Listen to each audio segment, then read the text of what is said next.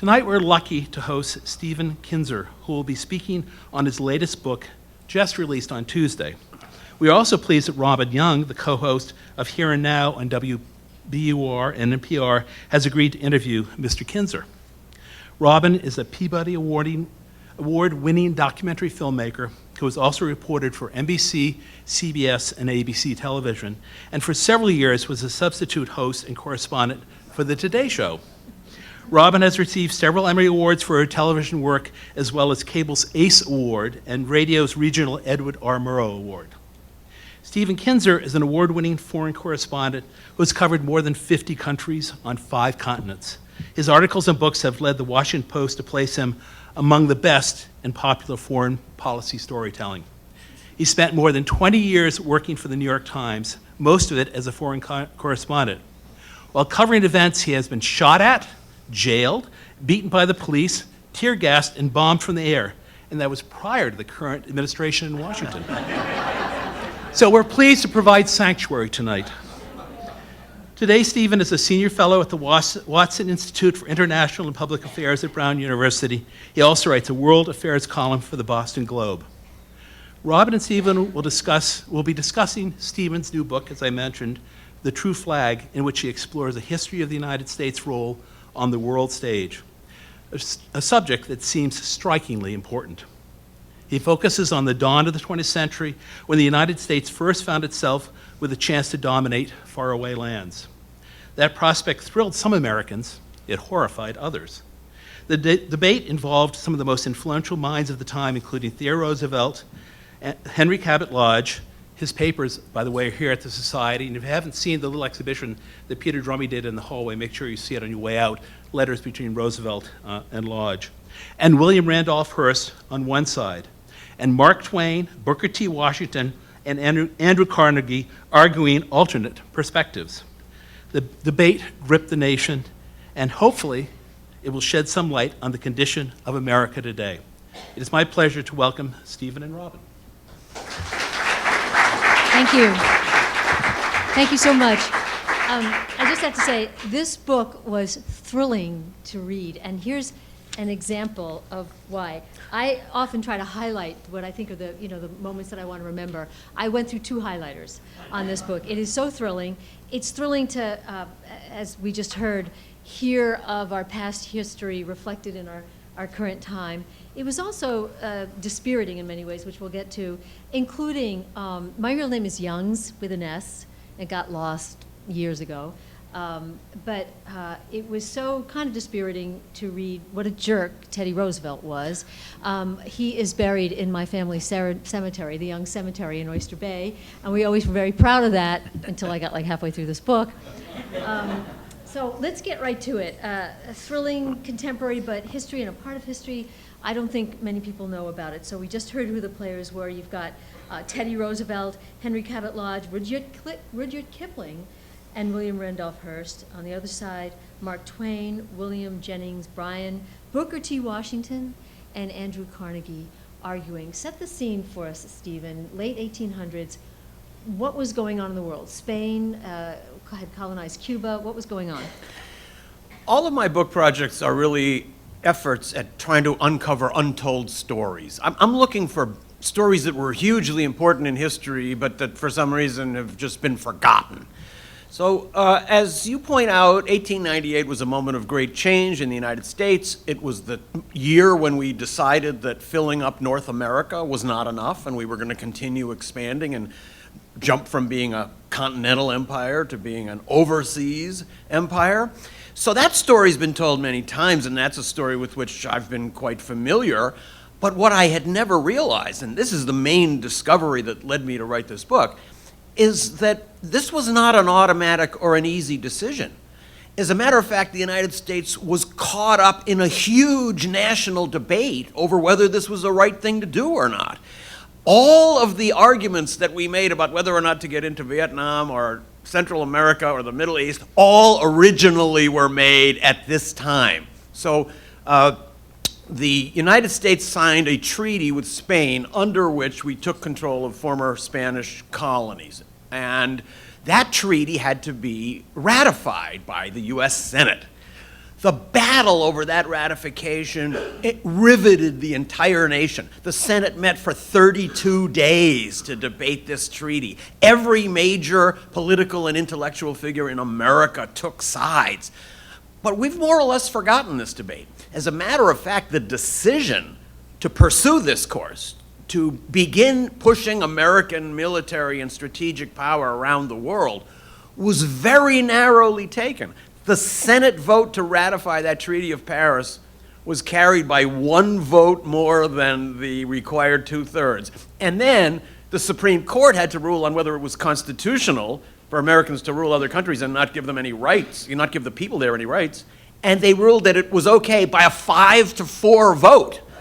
So one of the things that I'm trying to point out in this book is that those of us who question this idea that the United States is the indispensable nation and has to push itself into every conflict in the world are not coming up with these ideas new.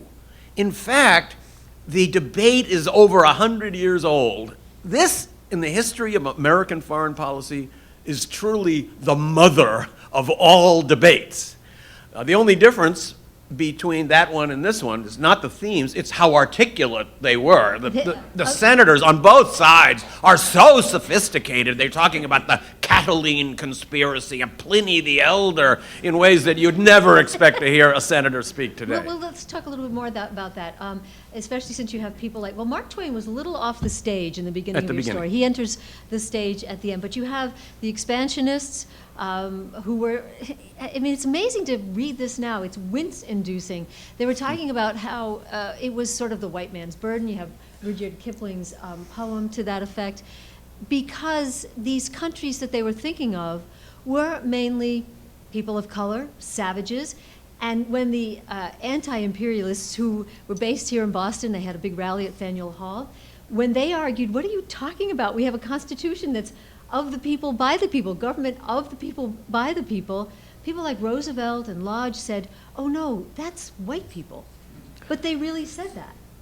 Exactly. The argument that the anti-imperialists made was essentially, as you point out, our country was founded as a rebellion against foreign domination. The Constitution begins with the words, we the people. We are dedicated to the principle that all legitimate government derives its legitimacy from the consent of the governed.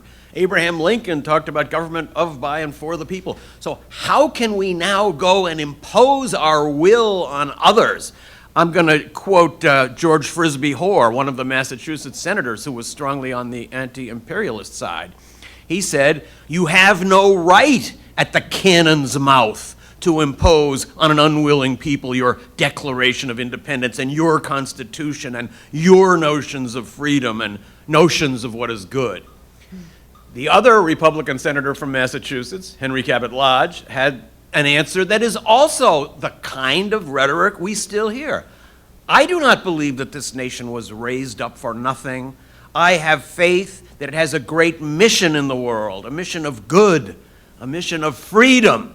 It takes us to George H.W. Bush, who at the end of the Cold War said that the United States had to dominate the New World Order because it was up to us to do the hard work of freedom. So the terms of this debate are really all repetitive, and they all find their roots in this original conflict that shook the U.S. in 1898 to 1900.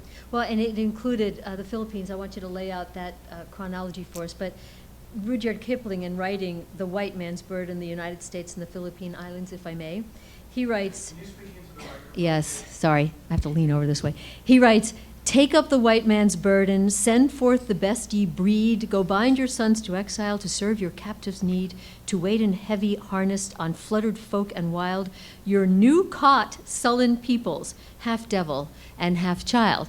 Speaking of the Filipinos, and this is what somebody wrote in the newspaper kind of in response to that, an anti-imperialist. We've taken up the white man's burden of ebony and brown. Now will you tell us, Rudyard, how may we put it down?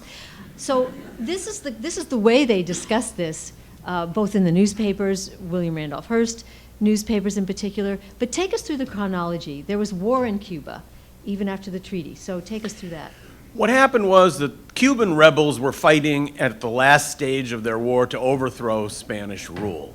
As that battle, that war reached a peak, William Randolph Hearst, in desperate search for circulation, began a wild campaign about atrocities in Cuba. It's actually another trope that we still go through. Americans are very compassionate people. We hate the idea that anybody's suffering anywhere. And whenever any of our leaders want to intervene or invade or crash into another country somewhere, they always cloak it in this humanitarian garb. So we're always looking for poor people that have been brutalized and suffered and are tortured and so forth. So Hearst gave us a steady diet of that, including graphic stories of people that were actually dying and holding pens while the reporters watched. Later on to be turned out that the reporters had never even been in Cuba. And Hearst also played a huge role in whipping up American sentiment by falsely reporting that the USS Maine, our warship in Havana Harbor, had been blown up by the Spanish, and even published a diagram on the front page of his newspaper showing how the mine had been attached to a detonator on land. Actually, 70 years later, the Navy convened a review committee to find out it was only an accident. There was no detonator, there was no mine. But whipped up into this fervor, the Americans decided, we're going to send troops to Cuba, and we're going to help those Cuban rebels overthrow the brutal Spanish. The Cuban rebels were not so sure they wanted this. They feared what the Americans would do once they were in Cuba. So the U.S. Congress passed a law, the Teller Amendment, promising that as soon as the Spanish were overthrown in Cuba, we would allow Cuba to become fully independent. With that assurance, the Cubans welcomed American troops. Teddy Roosevelt had his famous day on San Juan Hill, which he decided qualified him for the Medal of Honor.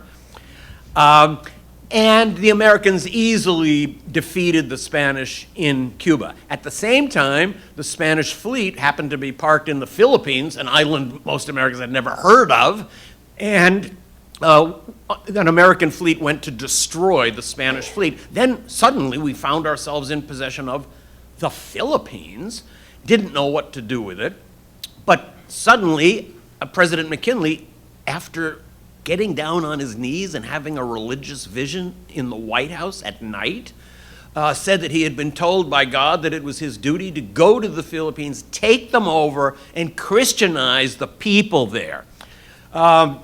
Apparently, he wasn't clear that most of them were Catholic already after several centuries of Spanish rule. But God at that time sounded very much like Henry Cabot Lodge and Theodore Roosevelt. That became then the crux of our debate. So we signed a treaty with Spain, and we forced the Spanish to surrender all these islands, the Philippines, Guam, Cuba, and Puerto Rico. And we paid $20 million for the Philippines. Andrew Carnegie immediately announced he wants to pay the U.S. Treasury $20 million to buy the Philippines so he can set them free. Carnegie wrote this fierce essay saying, how can we hang the Declaration of Independence on the wall in schoolhouses in the Philippines when we have made it illegal in the Philippines to advocate Filipino independence? So a huge war broke out in the Philippines, and I think only the anti-imperialists had expected this. McKinley and Roosevelt and Lodge, I think, and the others believed that the Filipinos would simply accept this. So for the first time in our history, the United States wound up in a war in which we had to shoot down people who legitimately felt that they were fighting for their own independence. Hundreds of thousands of people were killed in that war. We've largely forgotten it. In fact, I think we've entirely forgotten it. But it was a huge moment in U.S.-Asia relations, and it really reflects right up into the present day, because some of you may have noticed just a month or two ago, the president of the Philippines made this startling announcement that he doesn't want to be friends with the United States anymore. But what was hardly reported in the press was that as he made this announcement at a press conference, he was holding up a photograph of U.S. Marines standing over a pit full of dead Filipino civilians more than 100 years ago. And that's the reason, he said, why we're still angry at the U.S. So it shows you that while we forget these interventions, they fester and burn in the minds and hearts and souls of people in other countries, and the blowback ultimately reaches us. Well, when you think of Teddy Roosevelt's incursions in Cuba, I mean, it's almost comical. This idea that he would say, I want to kill someone. He was so excited about killing someone. It'd be jolly. And some of the reporters that went with him who'd never been at war, and Hearst, and it's almost comical. By the time we get to the end of your telling and what happened in the Philippines, it's heartbreaking. I mean, it's U.S. troops burning villages, murdering civilians, performing water torture, waterboarding, something the Spaniards had done. And I love your quote from Mark Twain saying, "Wait, what do you, water torture to do what? They won't tell you the truth.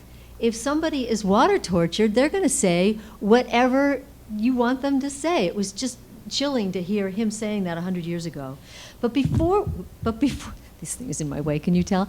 But before we get to the end of the story and what happened, go back a ways to Teddy Roosevelt, wanting to kill a buffalo, wanting to kill someone at war.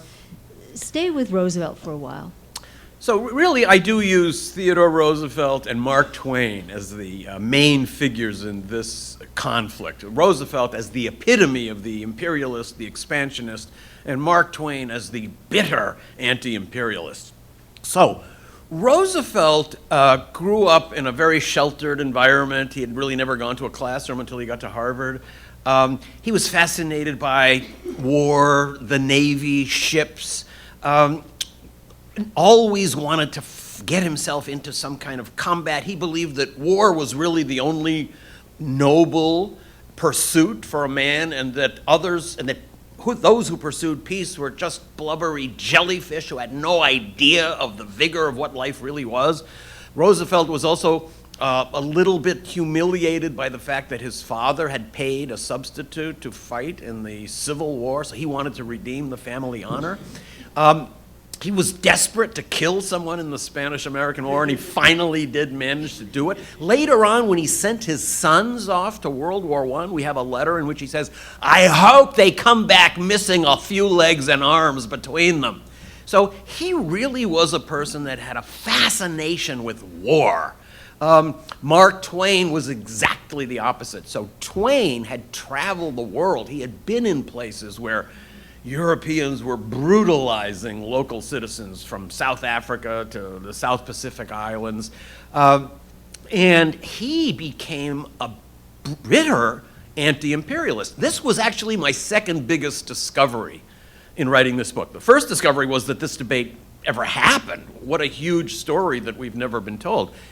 But my second biggest discovery was figuring out that Mark Twain was not the person that I'd been brought up to know about. He wasn't just the gentle, wisecracking grandpa who everybody loved. He was vituperative in his anti-imperialism. He wrote that Theodore Roosevelt was clearly insane and undoubtedly the worst president we have ever had.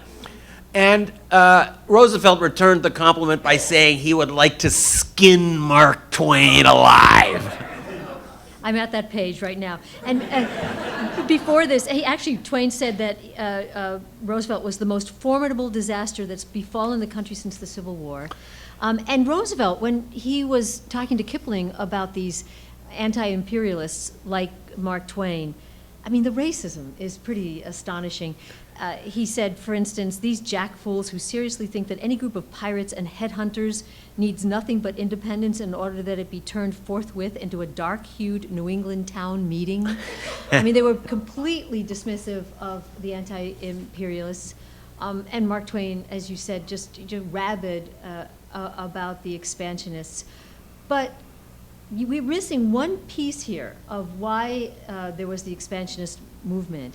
It had to do with the fact that the U.S. was so productive at the time. American workers were making so many things, they'd run out of Americans to sell them to. And Roosevelt and Lodge in particular were very clear. We need to take other countries so that we can subdue them, civilize them, and then sell them things. Absolutely. I did a lot of research in old magazines and newspapers so I could understand what was being discussed at this time. One of the themes that constantly comes forth is what was in those days called glut. So American manufacturers and American farmers had so completely mastered techniques of mass production that they were producing far more than Americans could consume. And this was producing trouble in America. That's when we started having these great labor strikes, and Pinkertons were shooting down strikers in various parts of the country. We felt that there might be serious upheaval coming in the United States. The solution was to take foreign countries. We could not export to Europe because Europe was protected by tariff walls, and European colonies were protected. Those colonies existed to give exclusive trade to their mother country. So our idea was, if we could take Hawaii, that would be a great step to the Philippines. If we could take the Philippines, that could be a big market. But most important, and this is a big theme in the newspapers of the time, it could be a springboard to the China market. That was vast. And there's article after article speculating on what it could mean to American industry and to American workers if the Chinese could be made, for example, to eat beef instead of vegetables and rice. If they could use cotton, how much cotton could all of China consume? What if they started to use metal nails to build their houses?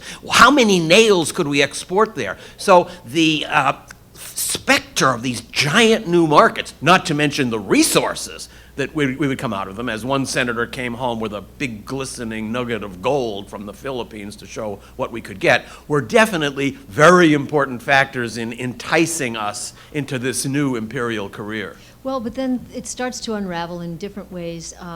The U.S. conquers Cuba, not a big accomplishment truly at that time, this small group of rebels. We had actually, as I pointed out, we had promised not to do that in the Teller Amendment.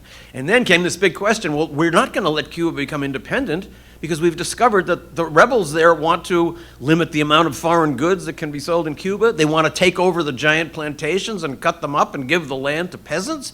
So we can't keep the promise that we made. And so we finally passed another law, the Platt Amendment, in which we said, well, we'll give you independence, but only under the condition that the U.S. will be able to veto everything you do. So that became the new paradigm by which we ruled Cuba and other Latin American countries. Well, the other thing that happened is that Roosevelt and others who went and had this big woohoo fight found out that many Cubans are black. And they recoiled from that. Wait a second, we don't want black people to be part of the United States and despoiling white America. Absolutely. This was one of the great shocks that we learned. When we read the William Randolph Hearst stories about the valiant Cuban rebels, everybody in America loved them. They were heroes. And then the soldiers got there and they found out that these people were mostly black. And therefore, immediately they were all assigned to just do the ditch digging and carry the supplies for the American soldiers. And naturally, they didn't react so well to that. We also have a lot of reports from the Americans saying that the Cubans didn't seem grateful to us. Why weren't they so grateful to us for coming in and saving them? Not realizing that they had been at war for years. That had not been in the American press, and we just got down there a few weeks earlier.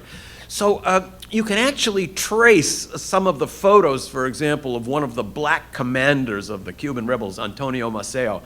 At the beginning, when he was first pictured in the U.S., he was pictured as he was, black, but as the war proceeded, he got lighter and lighter, so that we would say, this is the guy we should support.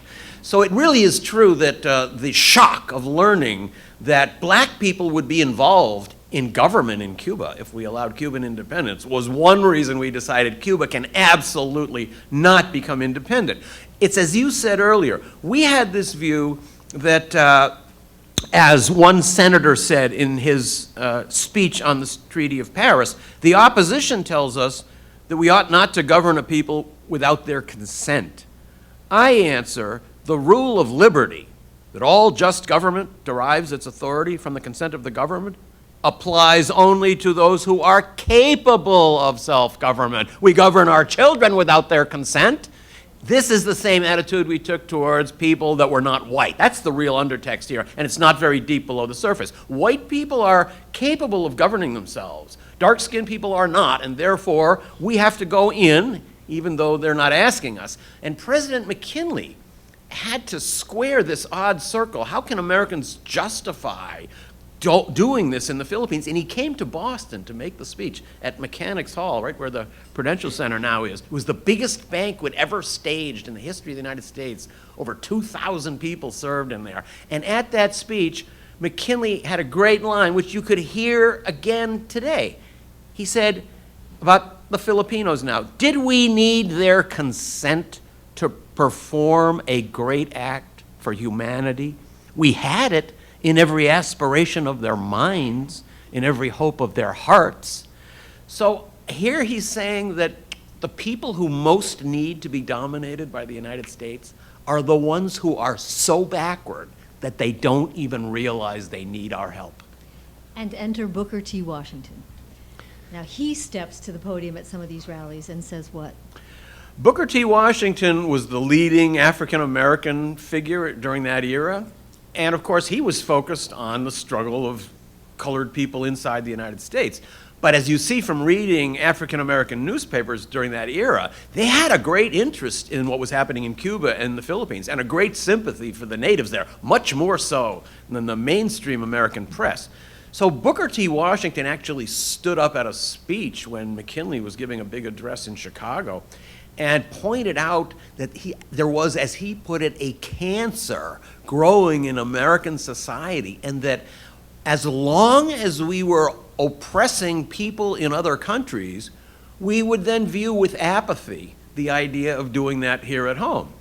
It bears note that the judge on the Supreme Court who wrote the decision saying that it was constitutional for Americans to rule people in other lands without giving them rights, also voted for the decision in which the United States Supreme Court certified segregation as legal.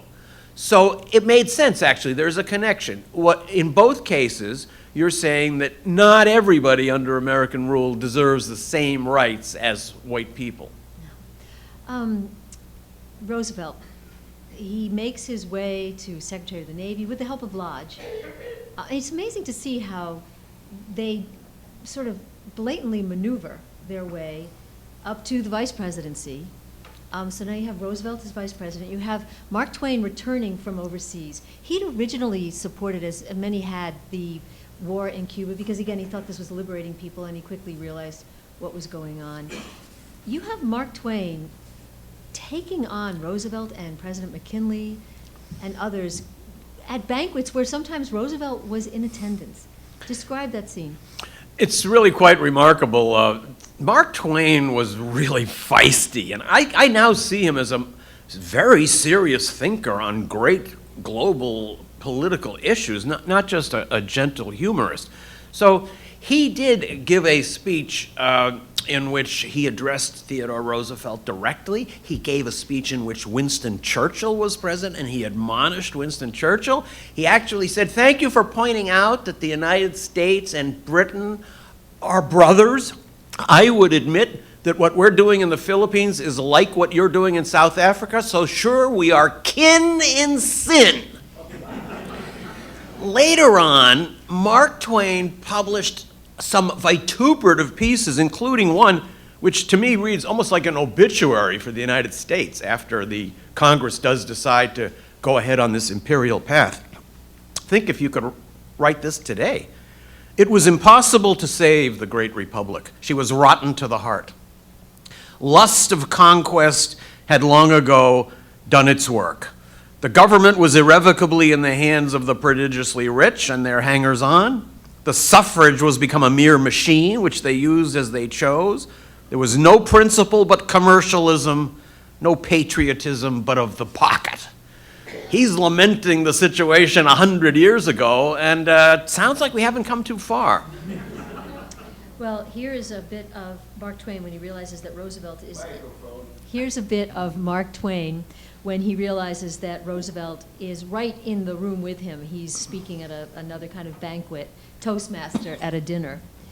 And he points out Roosevelt, and he says, he hadn't anything personal against me except that I was opposed to the political war.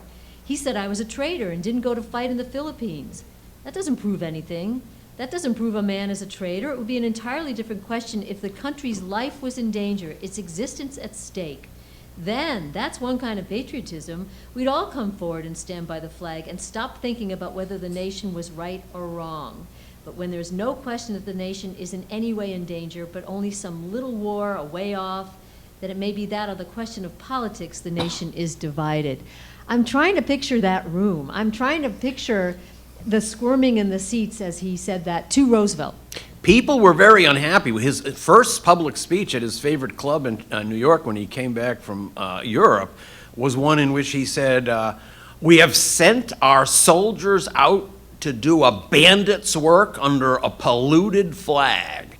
And the good citizens of New York who were in the audience were very unhappy about that. They were jumping up and saying, "We are sending our soldiers out under a noble flag, not a polluted flag." And Twain just sat and smiled and didn't reply. But the intensity of reaction that he drew was something of which he was very aware, and it only intensified his own desire to sharpen his rhetorical knife. What was happening in America as this war in the Philippines started to go very, very badly? I think at one point you say, you have one of the characters saying, more have been killed in the Philippines than in 6 revolutions.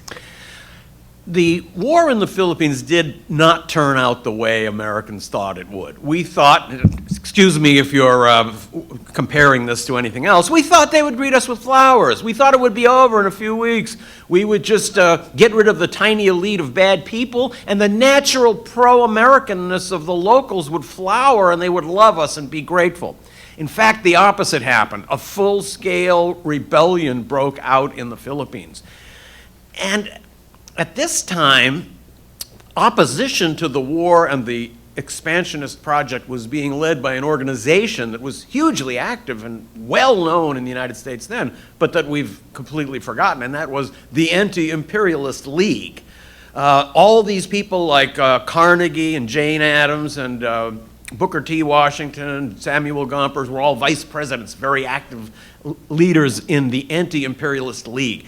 And the League was promoting opposition to the war by sending out leaflets that were produced here in Boston, by lobbying, by organizing public meetings, several of which were held here at Faneuil Hall and the Tremont Temple. So the Philippines War gripped America because it was something so new for us. We had never fought a foreign guerrilla war, nor had we ever been in the position of having to do terrible things. This was our first torture scandal. The scandal over what was called the water cure, later to be known by another name, at Guantanamo, was really the beginning of a loss of innocence for the United States. I think it was the Philippine War that led Americans to realize there's a bad world out there, and if we are going to go out and project our power, we're going to have to do bad things like other countries do. That's a realization that I think we're still grappling with. The American soul is quite divided. You know, we are imperialists, but we're also isolationists. We really want to guide the world, but we want every country to guide itself. And that divided soul is something you see coming right out of this original debate of 1898.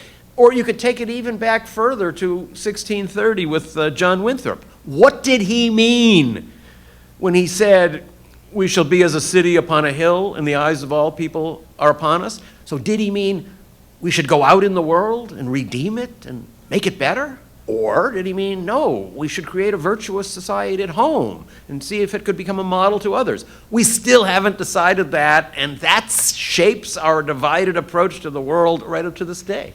Well, meantime, I just want to put a little capper on the story. In 1901, President McKinley is assassinated. Vice President Roosevelt becomes president, as you've said, Americans are seeing, I mean, how many troops, American troops there? 80,000? We had, yeah, almost 100,000. 80,000, almost 100,000 American troops are there. More and more people are becoming aware of that it's just not going well at all. And then after the war, it almost feels as if Roosevelt wants to draw attention away from the failures there by scapegoating the military who carried the war out. There was an investigation after Roosevelt was president into torture and other abuses in the Philippines. Henry Cabot Lodge, a great supporter of the war, maneuvered to become the chairman of that investigating committee. That made sure that it was never going to come up with a report or find out anything that was negative. On the other hand, there was a great sense in the United States that this had not gone well. And President Roosevelt did something that I think people had not expected. He was the most rabid of nation grabbers. And once he was in power, without anyone like McKinley to restrain him, woe to any nation on which the United States had ever cast a covetous eye. But he didn't do that. He could have gone ahead and annexed Nicaragua, Guatemala, parts of Mexico, parts of Africa, parts of China. All of this was in the air, but he didn't. He began to realize the sorrows of empire and the troubles that it brings, and I think that's a pattern for presidents right up to Obama. They come into office very excited about the idea of using American military power to work our will in the world, but as they sit in office for a while and they see the ill effects of those interventions, not only on the target country, but on the United States itself, they cool off quite a bit. I think that's a logical process. One could only wish that they would learn the lesson before they get in and not have to take several years in power before they cooled off. Well, just to give your example of what Americans heard in that scapegoating, if it was, but what they heard and how shocking it was. There was a Major Anthony Waller who was being questioned during this investigation into what happened here, and of course we know what happened. It was completely navigated by or carried out by the expansionists. And this major said that he was in a reprisal campaign in Samar, and a General Smith gave him extermination orders. "I want no prisoners," Smith told him. "I wish you to kill and burn. The more you kill and burn, the better you will please me. I want all persons killed who are capable of bearing arms." And so the major asked for an age guideline. And the general said to him, 10 years.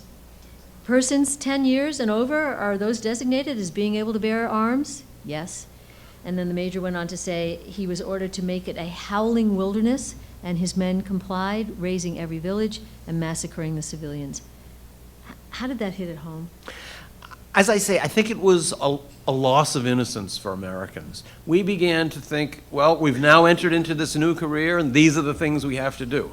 On the other hand, I believe the anti-imperialists also had success, even though they didn't have the ultimate success. It was their work that I think led Roosevelt to realize slowly many Americans are turning against this enterprise.